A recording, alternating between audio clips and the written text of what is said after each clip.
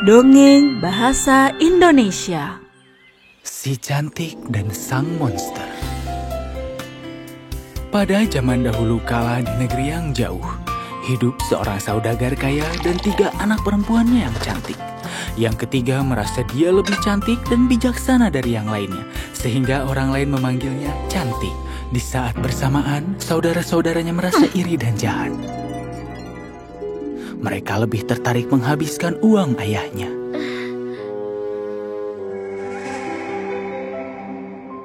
Cantik telah bermimpi tentang pangeran tampan. Dia selalu berpikir bahwa suatu hari dia akan menikahi pangeran dan tinggal di istana yang indah dengannya.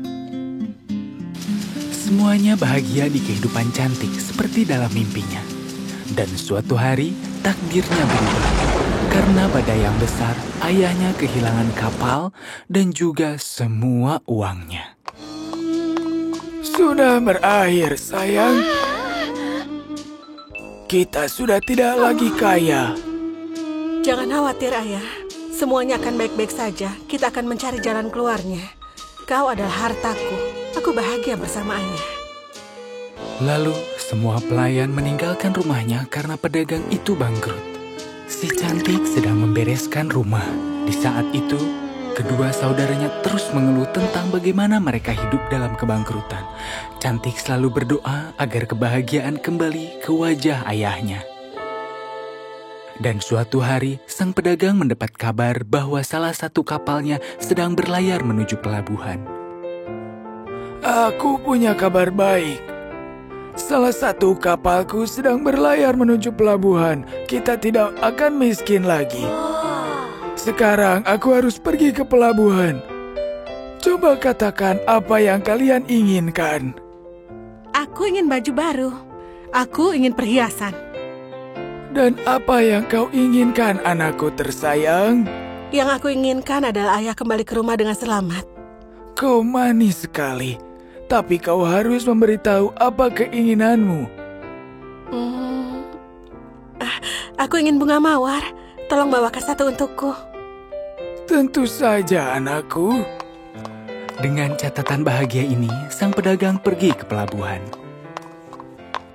Sesampainya di sana, dia melihat kapalnya benar-benar terisolasi dan menemukan para krunya berlari sambil membawa barang-barang yang tersisa di kapal.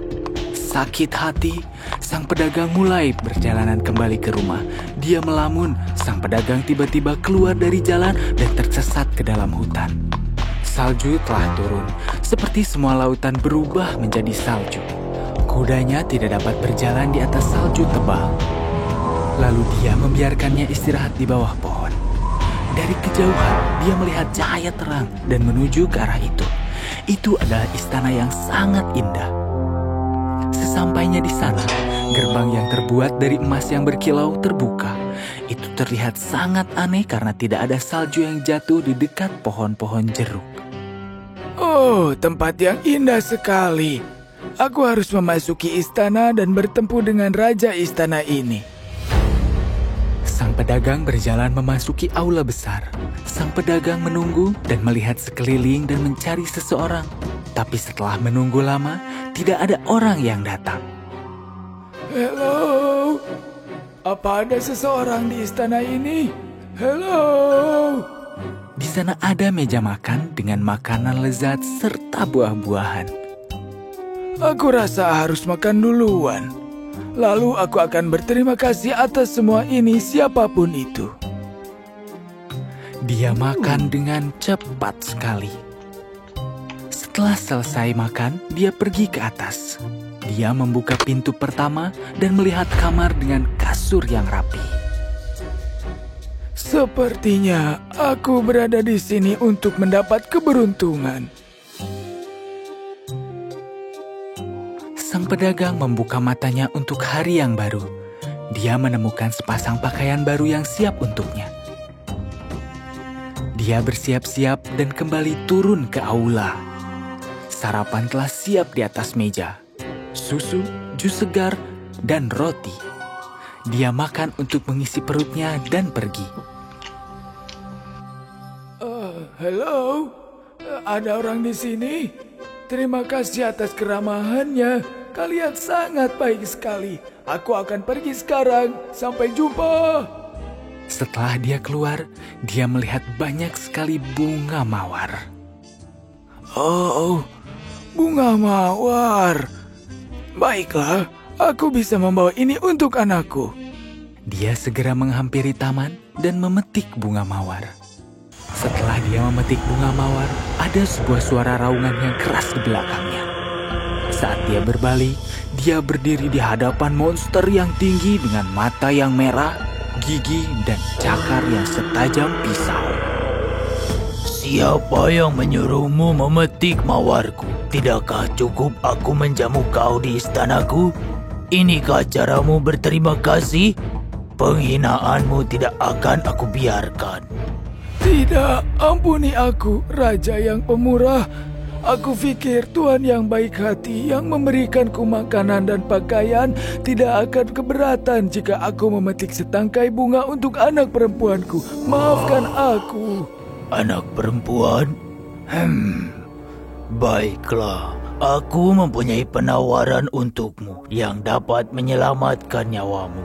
Apakah itu, tuanku? Aku siap melakukan apapun untukmu. Ketiga anak perempuanku pasti sedang menungguku sekarang. 3 anak perempuan. Baiklah, bawa salah satu anak perempuanmu ke istana. Aku akan menahan dia dan sebagai gantinya kau akan kuberikan kebebasan.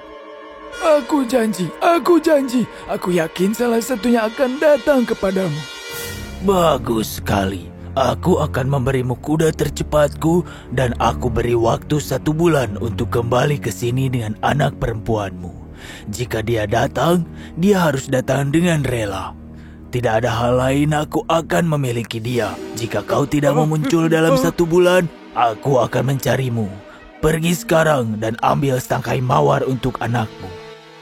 Meskipun dia telah menerima tawaran tersebut untuk menyelamatkan dirinya, tapi dia tidak begitu yakin anak perempuannya akan bersedia untuk datang. Sang pedagang miskin lebih merasa mati dibanding hidup saat dia kembali. Kudanya berlari dengan cepat dan tiba di rumahnya sang pedagang. Anaknya langsung menghampirinya. Oh, ayah, berikan hadiahku. Dan mana hadiahku, ayah? Bagaimana keadaanmu, ayah? Ayah pasti lelah. Ini yang kau minta aku bawakan untukmu, dan kau tidak tahu harganya. Dia menceritakan tentang kapalnya dan sang monster. Ini adalah kesalahanmu. Kenapa kau meminta ayah membawakan bunga? Iya, kalau kau meminta yang lain, hal ini tidak akan terjadi pada ayah. Akulah penyebab semua kemalangan ini. Aku akan pergi kembali ke sana agar ayah bisa menepati janjinya. Oh, cantik. Maafkan aku, sayang. Aku membawakanmu takdir yang buruk. Setelah apa yang kuperbuat, hal ini memang terjadi karena takdirku, ayah. Si cantik telah yakin dengan keputusannya. Dia memberanikan diri dan menyemangati ayahnya.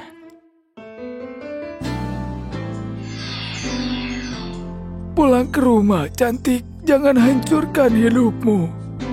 Aku punya cukup keberanian untuk menghadapinya. Saat mereka berbincang, malam sudah tiba. Untuk mengejutkan mereka, seluruh hutan diterangi seperti seluruh alam menyambut dia. Wow, ini mengagumkan. Saat mereka sampai di jalan pepohonan jeruk dan melihat bahwa kastil itu sangat terang. Saat mereka sampai di aula, mereka menemukan api yang indah dan meja yang dipenuhi dengan makanan-makanan lezat. Mereka sangat lapar setelah perjalanan panjang.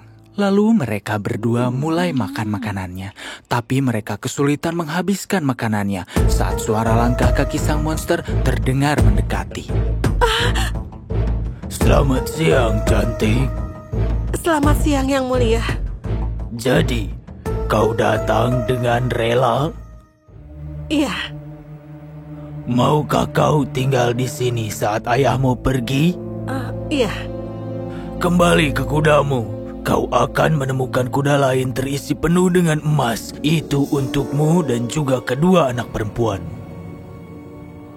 Sampai jumpa, cantik. Aku akan merindukanmu setiap hari, sayang. juga akan merindukanmu, Ayah. Kuda itu segera berlari dan dengan segera menghilang di kejauhan. Pergi ke atas, beristirahatlah. Selamat malam. Selamat malam. Si cantik membuka pintu pertama dan menemukan kamar dengan dekorasi indah. Dia berbaring di kasur dan langsung tertidur. Saat dia terbangun di pagi hari, dia menemukan meja riasnya dengan segala hal yang dia inginkan. Dia melihat makan siangnya di aula. Setelah makan siang, dia duduk dengan tenang di sebuah sofa. Akankah monster ini akan menahanku selamanya? Bagaimana aku bisa terbebas? Berpikir dan berpikir tentang hal ini, lalu dia tertidur kembali. Saat itu sudah siang hari. Dia mendengar sang monster menghampiri. Selamat siang, cantik. Selamat siang. Apa kau mencintaiku, cantik? Maukah kau menikah denganku? Katakan ya atau tidak tanpa ragu. Oh, tidak. Karena kau tidak mau. Selamat malam, cantik. Selamat malam. Dia sangat senang ternyata penolakannya tidak membuat sang monster marah.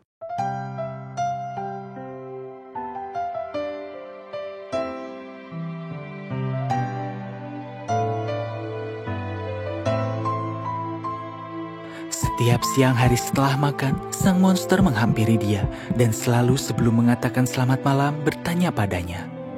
Cantik, maukah kau menikah denganku? Dan saat dia berkata, Oh, tidak. dia pergi dengan sedih.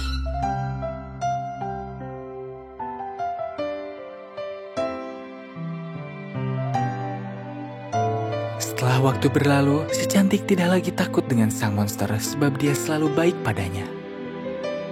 Tinggal di istana sangat menyenangkan untuk si cantik. Dia bergembira di taman.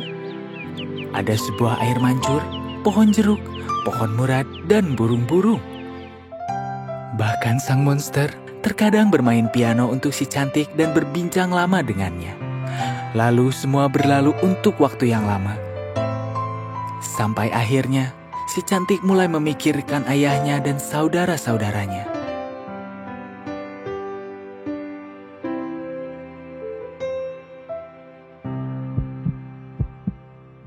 Melihat dia sangat sedih, sang monster bertanya padanya. Ada apa, sayang? Kau terlihat sedih akhir-akhir ini. Sudah lama aku tidak bertemu dengan ayahku. Aku mohon, izinkan aku untuk pergi 1 minggu saja. Aku berjanji akan kembali lagi ke sini. Cantik. Inikah alasan kau membenciku sehingga kau ingin kabur? Tidak. Bukan begitu. Aku tidak membencimu. Dan aku menyesal meninggalkanmu untuk beberapa saat. Aku tidak bisa menolak permintaanmu. Walaupun itu harus mengorbankan nyawaku. Jika kau tidak kembali tepat waktu, kau akan menemukanku meninggal. Ya ampun, aku tidak akan membiarkan hal itu terjadi. Kau selalu baik padaku. Kau tidak membutuhkan kereta untuk pergi. Pakai cincin ini dan tidur. Jangan takut. Tidurlah dengan nyenyak dan kau akan melihat ayahmu ketika terbangun. Benarkah? Terima kasih banyak. Dan saat kau ingin kembali, lepaskan cincin ini dari jarimu dan kau akan segera kembali ke istana ini. Selamat malam, cantik. Aku akan merindukanmu. Selamat malam. Terima kasih atas semua kebaikanmu. Kau ingatlah janjimu. Iya. Sesaat setelah sang monster pergi, si cantik bergegas untuk tidur. Keesokan harinya dia terbangun di tempat tidur rumahnya. Saudara-saudaranya terkejut dengan kemunculannya yang ajaib. Ayahnya memeluknya dengan erat dan mulai menangis karena bahagia. Oh cantik, aku sangat khawatir kepadamu. Aku sangat merindukanmu sayang. Aku juga merindukanmu, ayah. Si cantik bercerita kepada ayahnya tentang kebaikan sang monster.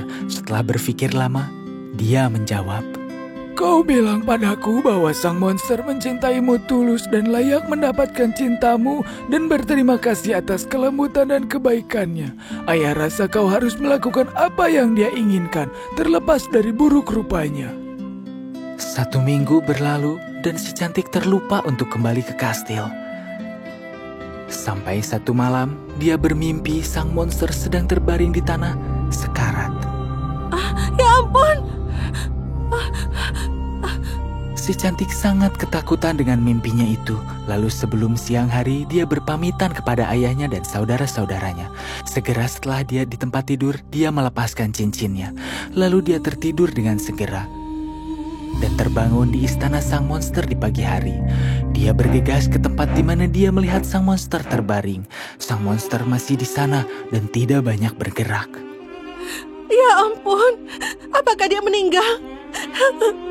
Ini adalah kesalahanku meninggalkan dia sendirian. Tapi kemudian, melihat dia lagi, si cantik menyadari dia masih bernafas. Dengan tergesa-gesa mengambil air, dia memercikkan ke mukanya. Dan dengan kegembiraannya, sang monster mulai sadar. Ya ampun, kau sangat menakutkanku. Aku tidak pernah tahu seberapa besar aku mencintaimu hingga saat ini. Saat aku ketakutan, aku telah terlambat untuk menyelamatkanmu. Bisakah kau mencintai makhluk jelek seperti aku? Iya, aku melihat kau memiliki kebaikan dan kelembutan hati, dan aku rasa itu lebih dari cukup untukku. Cantik, maukah kau menikah denganku? Iya, aku mau. Setelah putri menjawab, sang monster terselimuti dengan cahaya terang lalu mengambang di udara dan turun kembali sebagai pangeran yang tampan. Oh ya ampun, kau adalah pangeran dalam mimpiku. Aku selalu memimpikanmu. Cantik, cantikku tersayang. Terima kasih telah melepaskanku dari kutukan jahat. Seorang penyihir yang kubunuh di pertempuran memberikan kutukan padaku saat dia sekarat. Dia mengutukku bahwa tidak akan ada yang mencintaiku dan aku berubah menjadi monster. Tapi kau telah menghancurkan kutukan itu dengan cinta sejati. Aku tidak percaya apa yang sedang terjadi. Apa aku sedang bermimpi? Sang monster mencubitnya. Ini bukan mimpi. Kau adalah pangeranku. Kau adalah cinta sejatiku. Sekarang kita tidak perlu menunggu lagi. Ayo kita ke rumahmu dan menyiapkan keluargamu untuk dansa pernikahan kita. Dia melakukannya. Dan pernikahan dirayakan keesokan harinya dengan kemeriahan yang megah. Akhirnya, kebaikan memenangkan hati si cantik. Cantik bukan hanya memiliki wajah yang menarik, ini tentang memiliki pikiran baik, hati yang baik, dan yang terpenting, sebuah jiwa yang baik. Si cantik dan sang pangeran hidup bahagia selamanya.